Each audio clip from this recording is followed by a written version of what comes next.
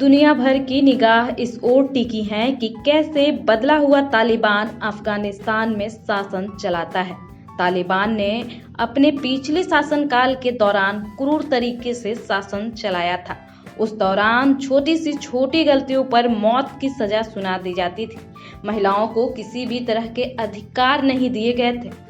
वहीं दुनिया भर को इस बात की चिंता है कि कहीं एक बार फिर अफगानिस्तान में 90 के दशक वाला दौर न लौट आए। लेकिन यह भी सच्चाई है कि तालिबान ने इसका इशारा दे दिया है कि पूर्व की भांति इस बार भी शासन चलाएगा।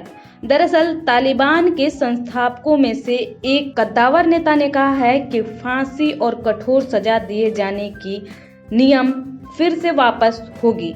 लेकिन इस बीच उसने यह भी बताया है कि जो सार्वजनिक तौर पे हाथ काटने पैर काटने की सजा थी उसे अब मनाही होगी, लेकिन यह सजा कायम रहेगी। इसकी जानकारी तब सामने आई जब एपी को इंटरव्यू में मुल्ला नूरुद्दीन तुराबी ने बताया कि फांसी और शरीर के अंगों की काटने की सजा देश में फिर से लागू की जाएगी, क्योंकि कानून का पालन किया जाना। तुराबी इस्लामिक कानून की कठोर व्याख्या के प्रमुख समर्थकों में से एक रहा है। उसने आगे बताया कि स्टेडियम में सजा के लिए सभी ने हमारी आलोचना की, लेकिन हमने उनके कानूनों को आलोचना नहीं की और ना ही उस पर कुछ कहा।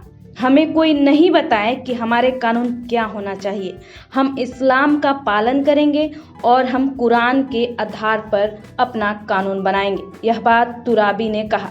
उन्होंने आगे कहा कि सुरक्षा के लिए हाथ काटना बहुत जरूरी है। ऐसी सजा देना अपराध रोकने के लिए काफी जरूरी है। तुराबी ने आगे कहा कि कैबिनेट अभी इस बात का अध्ययन कर रहा है कि क्या दोषियों को सार्वजनिक रूप से सजा दी जाए या नहीं।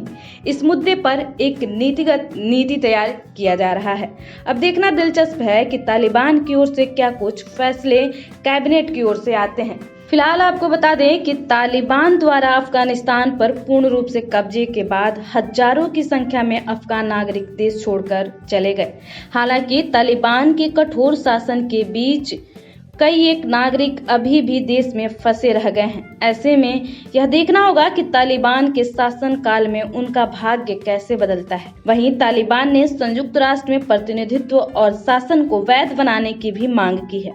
तुराबी की टिप्पणी अब इस ओर इशारा करती है कि कैसा तालिबान पुरातन इस्लामी कानून विश्वासों में फंसा हुआ है। देखना दिलचस्प है कि कैबिनेट किस तरीके का फैसला देता है। सार्वजनिक फांसी, सार्वजनिक हाथ पैर काटने की सजा या फिर उस पर दूसरा सजा सुनाता है। फिलहाल दिनमान टाइम्स को आप सब्सक्राइब करें। आप अगर फेसबुक पे देख रहे हैं तो लाइक करें, ट्विटर पे देख रहे हैं तो फॉलो करें और इंस्टाग्राम टेलीग्राम से जरूर जुड़ें।